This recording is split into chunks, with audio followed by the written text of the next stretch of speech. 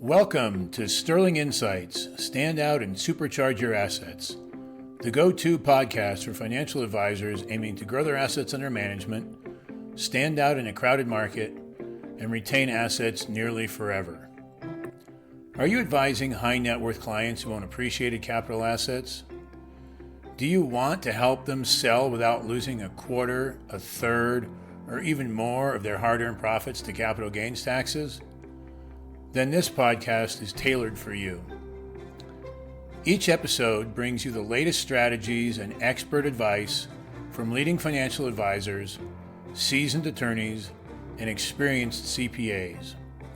Learn how to maximize your clients' wealth, minimize their taxes, and supercharge your advisory practice with actionable insights.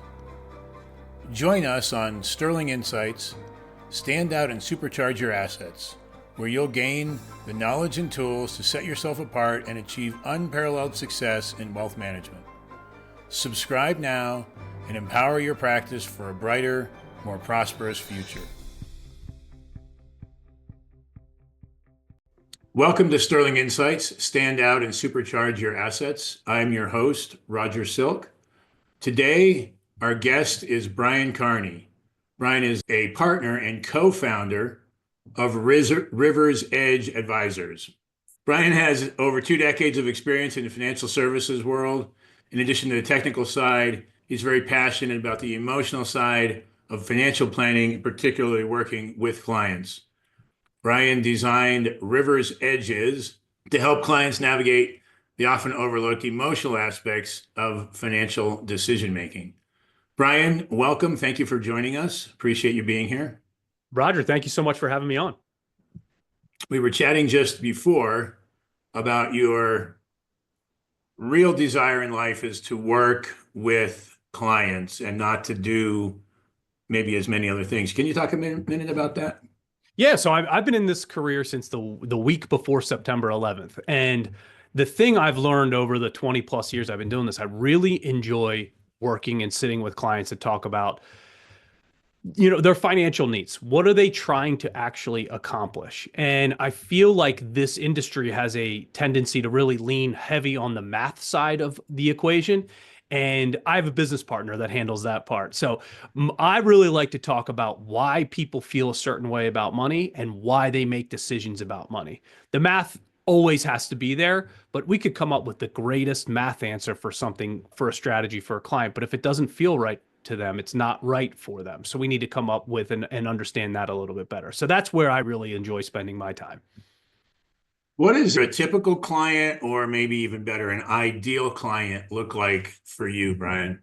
Yeah, we have an expertise in really 2 areas. The first area is business owners and entrepreneurs, where we really like to deal with complicated issues where you have a business owner that is making some money and really trying to figure out what's the exit plan for their business. Are they going to sell it? Are they going to hand it to generation 2?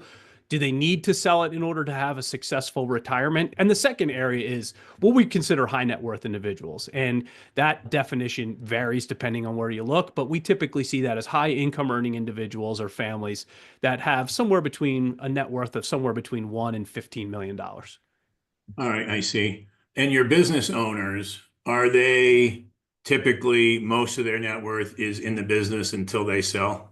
Yeah, it's kind of interesting because we own a business. We can really relate to that. My net worth may look great on paper, but I can't tap the business equity all the time like an ATM machine. So yeah, most of the time the largest asset that our clients have is their business. I once had a guy show me a personal balance sheet. He showed a net worth of $1,060,000. $1 million of it was the business.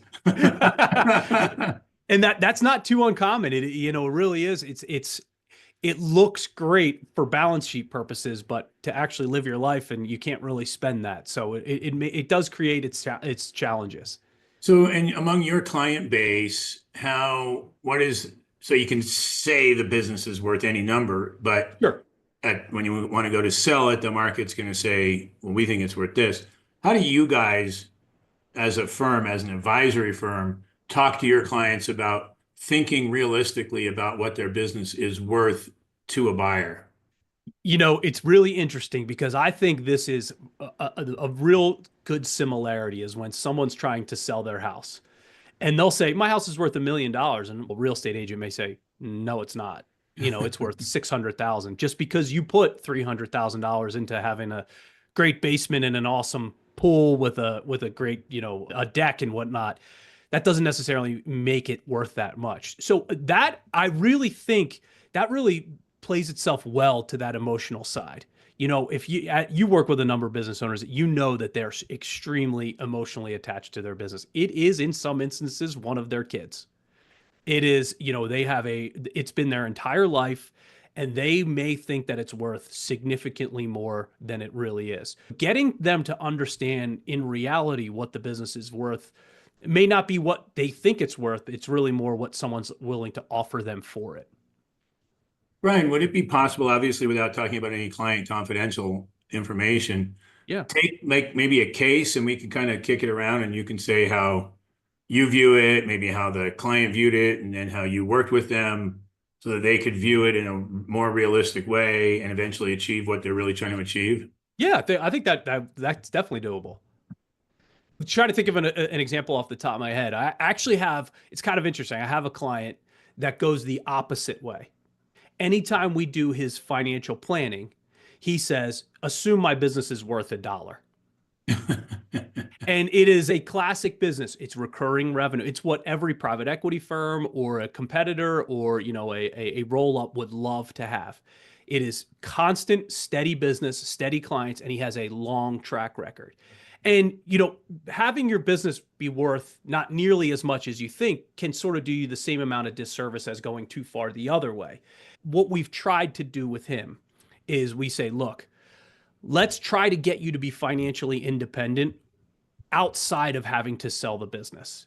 And we've really focused on creating strategies for him, installing retirement plans that are sophisticated, really trying to get him to save a lot of money to really capture a lot of his cash flow. And we've gotten him to a point where he could be successful to retire without actually having to sell his business. That's a pretty cool story where, anything, if he sells his company, if it's worth more than $1, it's gravy to him. Right. Uh-huh.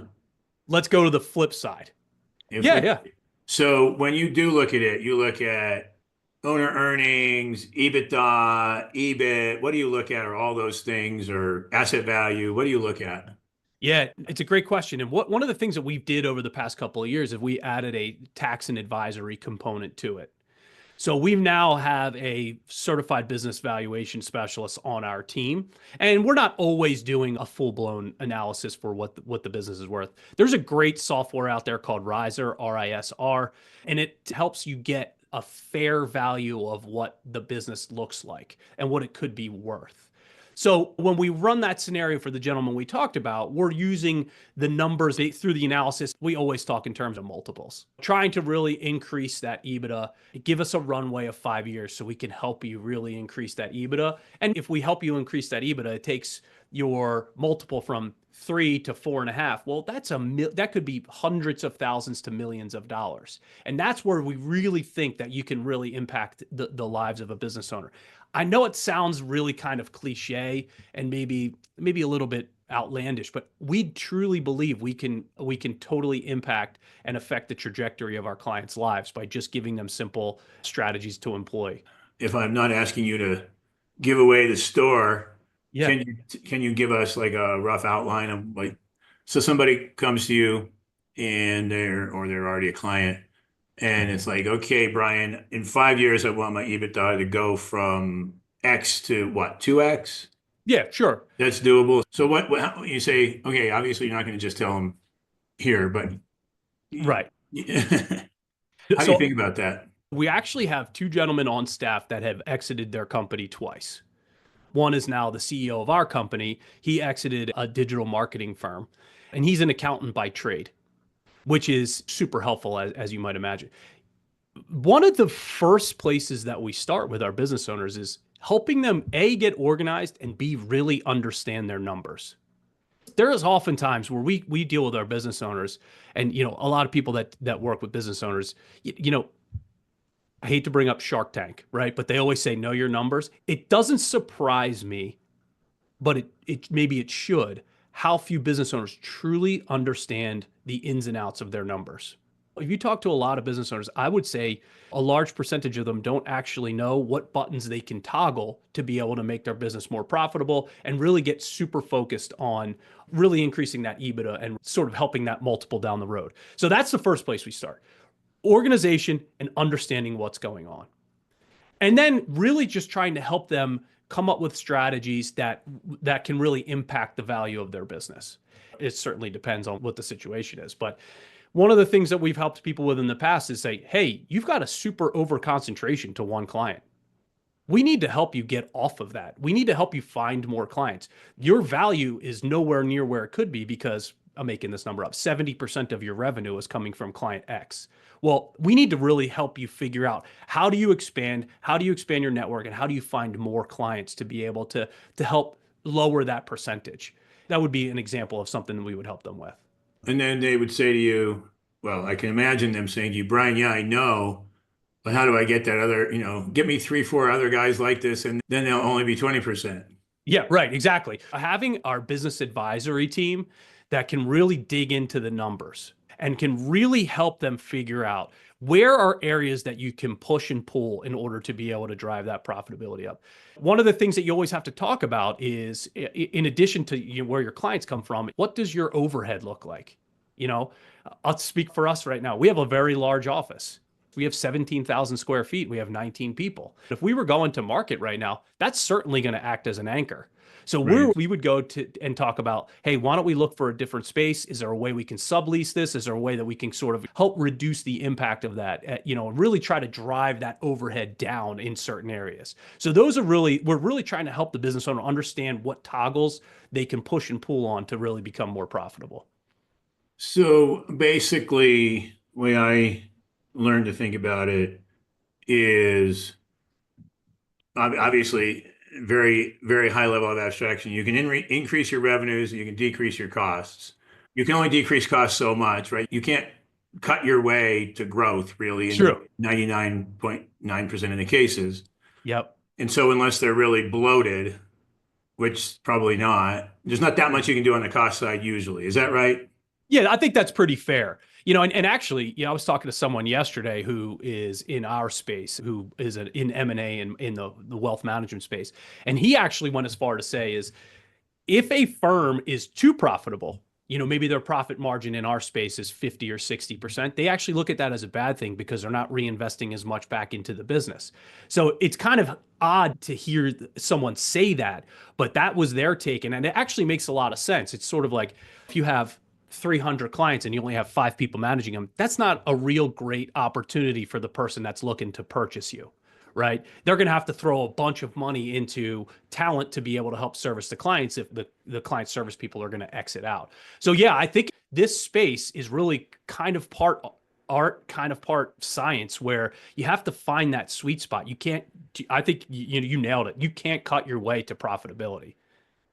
So talking about the space that you're in, so we've talked a lot about you work with business owners, kind of helping them work on their businesses. That's what it sounds like to me. Yep, I think we have two sides. We work on their business, and then we can help them see how we help them with their business impacts their personal financial plan. So have one place to do both of it. Right. So do you basically aim to be a one-stop shop for all of their financial planning related needs? Yeah, I think the reason we started our tax and advisory firm from scratch is I think the accounting model is broken. The public accounting model is broken. And what I mean by that is I think that many accounting firms are suffering through lack of talent going into that space right now. Number one. Number two, I think they're handcuffed by having to do 600, 700, 800 tax returns.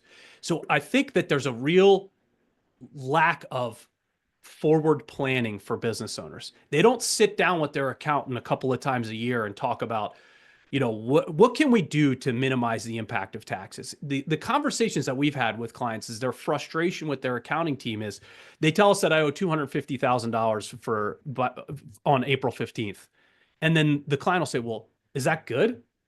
Should I owe 300,000? And they ticked a lot of buttons to make me only owe 250, or can I only owe 100? There's no real planning that's going into them. So our job is to really we want to really help people maximize their net worth while minimizing the impact of taxes. And we think the best way to do that is a one-stop shop, to have a meeting with your personal team and your business team, getting together in the same room and creating a cohesive strategy that stretches across both the business and their personal life to be able to really affect their lives. I think it says that you guys have, I think I read that you have about 300 million under management. Does that sound about right? It's about 730 now. Okay. I guess Yep. somebody's website is not up to date. Yeah. So, and that's liquid AUM, that's investment assets of your clients. Correct. Yeah. It So includes that's retirement plans as well. retirement Yep. plans and all that. And then That's right. the value of the businesses would be not counted in that number. That's correct. Yep. Have you ever looked at that, what you think that number is? No, we haven't. We actually just had a conversation yesterday about having, as part of our review process, kind of keeping right now, if we do a financial plan for a business owner on the personal planning side, we would say, hey, Roger, what do you think your business is worth? And they'll say, $7 million. Okay, great. And we just use it as a placeholder in their net worth statement. With the addition of the tax team, I think we're actually going to be able to have a more official, like, hey, send us your P&Ls. We'll let our tax team run an analysis and give you here's a ballpark of what we think, your business is worth. So we can have a more accurate number. One of our favorite things to do with our business owner clients is to show them what their net worth has grown, how it's grown every year since they've been working with us. Previous to the tax firm, we would literally just put whatever number in that they said, if they told us that's what it was worth. So now to have a more strategic way to do it, I think that's a really great idea. It would be really cool to see, hey, we work with X amount of business owners and we think those businesses are worth 3, 4, 5, $600 million or whatever the number is. I think that's a really interesting idea. Yeah, and obviously we're happy to chat with you about that outside of the podcast right here, but you heard me on that webinar and we do and get involved, and especially in the exit, helping not to have to pay as much tax on the exit, which is probably the vast majority of these people, if they don't do it right, that's a third of their life just went up in smoke because they didn't do their exit tax planning properly. It's so true. And the one thing that is sort of a universal law that I've learned over the last 20 some years in this business is that no matter what the number is, people don't want to pay taxes, right? They don't want to pay more in taxes they don't pay $1 more than they have to. They're fine paying what they have to, but if there are strategies that you can employ to minimize that impact, everyone would prefer that. We always say it's not how much money you make, it's how much money you keep after taxes are taken into consideration. So I totally agree with you. But as you probably also, I'd be interested in your experience. My experience is the time to start having that discussion is even years in advance of the exit. Yep. I think people will ask us, when's the best time to start planning for an exit? And we always say for a business owner, it's now. Whether you want to exit in 10 years, 15 years, or 3, the longer the runway you can give us, the better outcome we can create for you. The worst is a fire drill where someone says, and this is one of the things we talk a lot about to our business owners, is we say, you have to be prepared for your phone to ring and someone to give you an offer that you're not expecting. And you need to know, A, is that a good number? And B, would you take it? So if you don't give us enough time to be able to create that runway, we can't, there's just sometimes you don't have the ability to impact and to really help with those minimization strategies. It's all very interesting stuff, Brian, and I'd love to talk to you about it some more. Yeah. I want to hear more about the emotional side of things, though, because we've been kind of talking about technical stuff. Sure. I find business ownership personally to be an extremely emotional. The highs are high and the lows are low. It is, there's days that I feel like I'm the greatest person in the world and I'm puffing out my chest, pounding on it every day, and every emotion in between. If you take that life cycle or that journey of entrepreneurship and you start talking about the exit process, you take those emotions and just amplify them by 10 to 20 to 30x. And even just the emotion of going through, it is a very, very emotional time when you're trying to exit. And we really want to have people that have been there, have done that, have gone through it.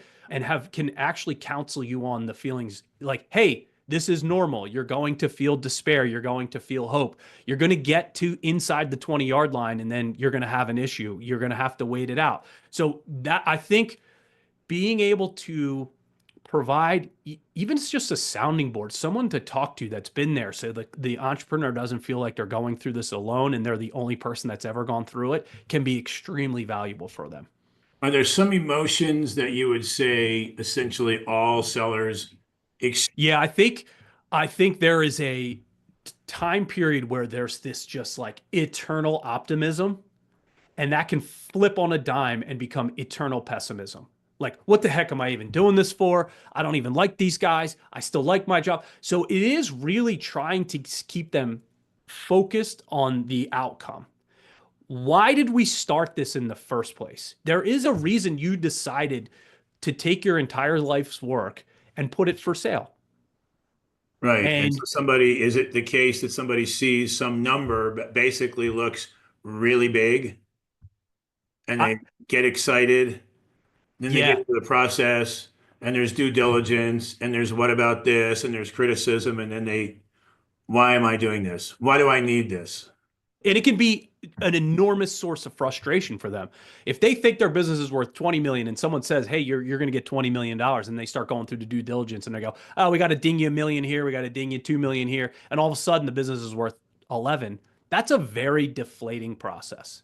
That is a very deflating feeling. And would you say that's more common than not?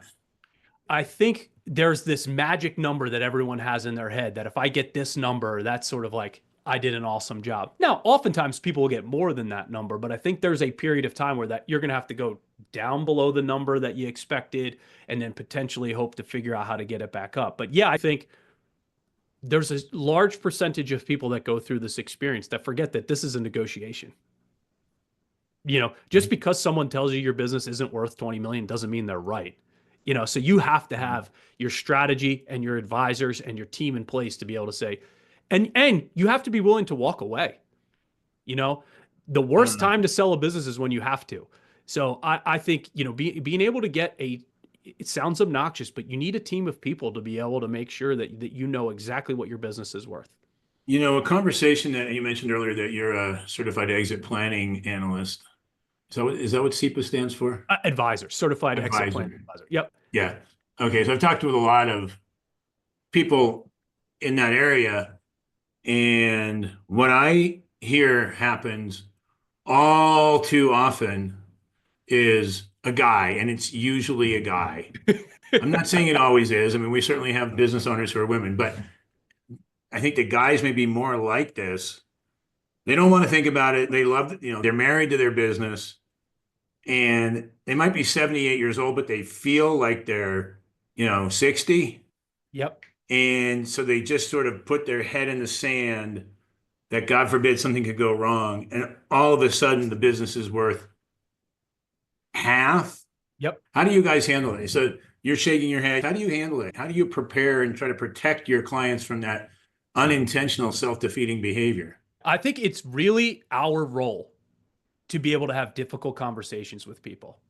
And I think when you start talking about legacy with business owners, most of the time that will resonate.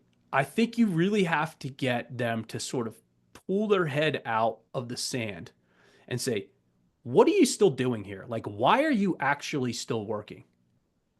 One of the things that I've noticed is that one of the most difficult parts about an exit for an owner is what are they going to do now that every day's Saturday? It is a part of them dies when they sell. It has been their identity for most of them for decades. So we really have to understand, and this goes back to that behavioral component. Why are you still working? If it's not about the money and you need someplace to go from 9 to 5, I used to work with a gentleman who said he was going to retire, and his wife said, as long as you leave by 9 and come back after 5, you can do it. Mm-hmm. And I do think there is a certain component to that. I'm just going to work because it's what I've always done. So when you start talking about taking someone's life's work and diminishing the value of it, I do think that sometimes resonates with people. And how they're shooting themselves in the foot by sticking around. Hey, right. you really need to bring in G2 to be able to figure this out. Most of the time they'll let you hang around for a while. If you still want to work, they're happy to have you, you know? You're Right. just not Yeah. going to call all the shots anymore. Yeah. So I know you guys said his business is worth a buck, but not on an EBITDA multiple basis. Yeah. Well, what would you say that like maybe the kind of the size range of EBITDA that you guys work with is, or the multiple of Yeah. that? Yeah, I would say on the low end, we actually, interestingly enough, had dental practices that are exiting, right? And I'll kind of Uh-huh. talk a little bit about why they're doing that because I think it's translatable in other areas, but they're not getting huge multiples. They're getting 1.5, 2 times maybe, right? Because someone has to come in and do the procedures. On other businesses, we're looking at somewhere between 3 and 10 is really what we've seen. I would say sort of in that middle, like 3 to 6-ish is where we've really seen some home runs. Now, we had a gentleman who exited at the end of the day after everything, who was in the insurance space, and he exited for over 20 times. 20 times the EBITDA. Yeah. Yeah. After, rollbacks were, leaving the equity behind and getting a second bite of the apple, all of that. If you added all of that up, his first one was 14. Yeah. Still pretty healthy. Very healthy. Yep. Yeah. And then what are those? Because one part of what I'm asking is there are a lot of, and maybe single professional practices might be particularly like this, where they're basically high paying jobs. That's right. Yeah. Not to, I don't want to come across like I'm bashing the accounting space, but if you look at some of the exits that have been done at local or regional accounting practices, they're leaving for like 1 times revenue, 1.5 times revenue. That's the exit for what we've seen in our area. Now it could be different, depending on where you are in the country, of course. But you're right. It's sort of like, hey, we have a high paying job, but the business is actually not worth a whole lot. Yeah. I Yeah. totally agree with that thought. And is some fraction of your clients like that? I think there is some fraction of it. And the conversation with them is slightly different. And that conversation is, do you keep having control and owning a high paying job? Or are you so fed up that you have to get out that you just want to become a salary employee and make less money? Right. And I think that's where that decision point comes for those type of people. Right. Because it's But not going to be, in most cases, in that type of an example, it's not going to be life altering money or life changing money for your smaller practices that are going to exit for like 1 or 2 times. yeah, like for an example, I don't know if this is an example, but I know a guy, an MD, family practice doctor, and because of the changing rules, regulations, whatever, he basically had to sell, Mm-hmm. and he didn't get that much, $1 million maybe, Right. and he still works there, and Yeah. now he has a salary. Is that not too uncommon? Not too uncommon. You talk about the medical field. That's exactly what happens there. Medicine as a business is fascinating as far as I'm concerned. But yeah, you see that happen regularly. And that, going back to the dentists that we were talking about, it's exactly what happened with them. And the reason our dentists exited, they loved practicing dentistry. They hated running a dental practice. Uh-huh. So they said, you know what? This is someone else's problem. I'm going to come in and I'm going to do procedures. I'm going to work with patients and I'm going to leave at 5 o'clock. And none of this is my problem. I don't have to deal with insurance companies anymore. I'm just going to do a root canal and I'm going to go home. And I think that has really been one of the reasons that we've seen a lot of our clients exit is they just said, I like my job. I just don't get to spend much time doing the thing that I like because I'm running a business and not Right. practicing in the area that I like. And how much is it the case, Brian, that the ideal buyer for a seller like that is the opposite?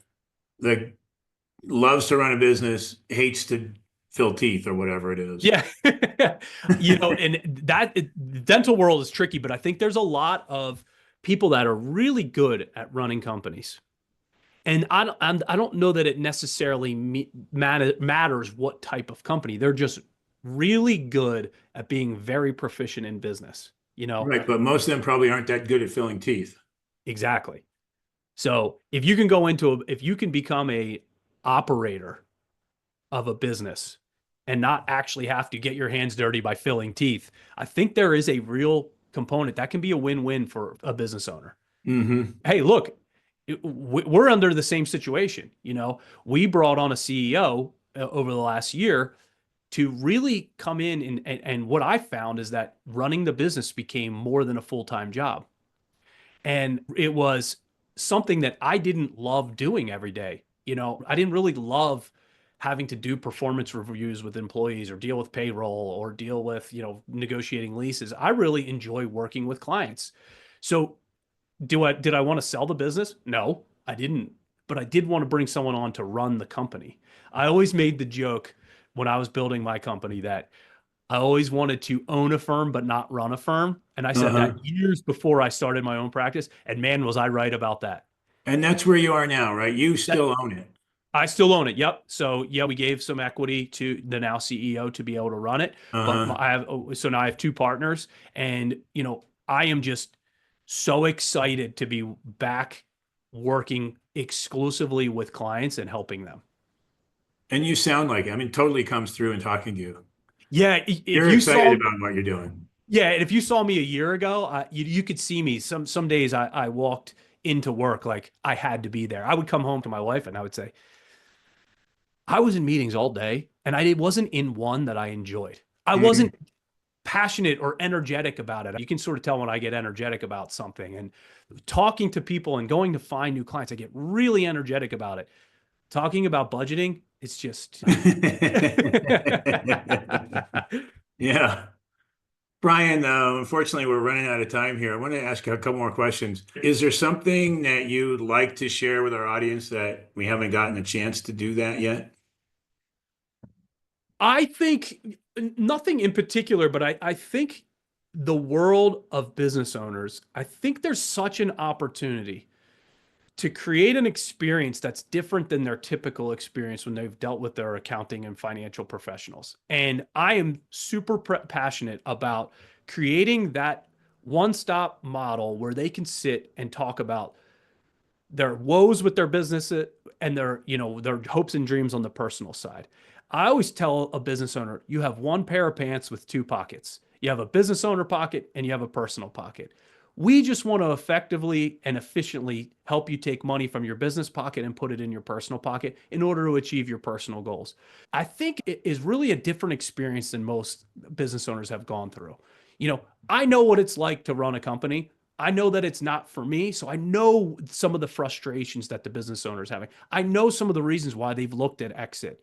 So it's been a really exciting thing for us to go through and to be able to provide that experience for our business owner clients. Brian, with all your success, what would you say is your biggest challenge right now? I would say it this way. So when they talk about assets under management in a financial services firm or a wealth management firm, there's a gentleman called Michael Kitces, Kitces. He's sort of like the guru in our space. Every Uh-huh. financial advisor pretty much has heard of him. He always makes the joke that the first 100 million is easy, the second 100 million is hard.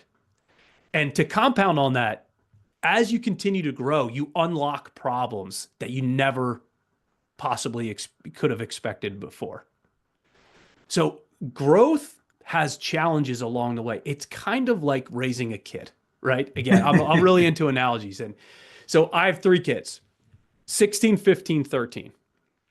And your business is like your kids is as they've become teenagers, just like my company has, or getting close to being a teenager, the problems become bigger and more serious, right? So as I've gone from 5 employees to 19, it hasn't gotten to a point where I know exactly what to expect every day. It's sort of like, I probably should have seen that coming, but I didn't. Growth just creates different issues, and you have to be ready to tackle those. And you have to realize, like, man, that is something I didn't see coming, but I have to deal with it now. So growth is not without pain. And, just because you have 19 employees doesn't mean that you're making a whole lot more money, right? Mhm. You might be working more and dealing with bigger issues and still not making the same amount or less oftentimes. Yeah, I hear you. I know what you're talking about. Yeah. Means, among other things, you have 19 other people to worry about. That's right. Yeah. And obviously, multiple personalities, multiple different generations. It's a very interesting thing to deal with. Yeah. Interesting. For sure. Yeah. Brian, who do you know who might also be a good guest for us? What type of people do you want to talk to? People in and around the financial management business, the advisory business, people who are doing AUM, who are dealing with exits, that kind of thing. Oh, yeah. I think there's a great gentleman I know. His name is Steve Erfle, Erfle. We actually went to college together and we're in a study group together. And he runs a really successful firm that is, I think has like $1.2 billion or $1.3 billion under management outside of Philadelphia. Super interesting guy, great basketball player for what that's worth. He's working with a lot of those clients as well. I think the bank gives you 100 cents per dollar if you're a basketball player or if you're not. That's right. Yeah. Fair point. Fair point. Anyone else come to mind? I'm sure I can think of someone. It'll probably hit me at like 6:00 tonight. While yeah, sure. We'll catch up with you on it. Okay. Brian, where can our audience go to learn more about you? So our website is RiversEdgeAdvisors.com. And feel free to connect with me on LinkedIn, Brian Carney on LinkedIn. Okay, so from the great state of Delaware. If you just Google Brian Carney, Delaware, I should pop up. Rivers Edge. So the best ways people look for you on LinkedIn, Brian Carney, Delaware, or Brian Carney, Rivers Edge. And my email address is bcarney@RiversEdgeAdvisors.com.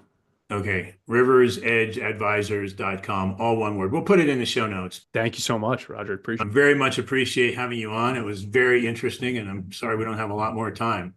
Yeah, great to talk to you. Thanks for inviting me. I really enjoyed it. Thank you. Thank you for listening to another episode of Sterling Insights. Stand out and supercharge your assets, where we provide the info you need from successful leading financial advisors, lawyers, and CPAs. Your hosts, Roger and Catherine Silk, invite you to learn more about Sterling Foundation Management by visiting sterlingfoundations.com.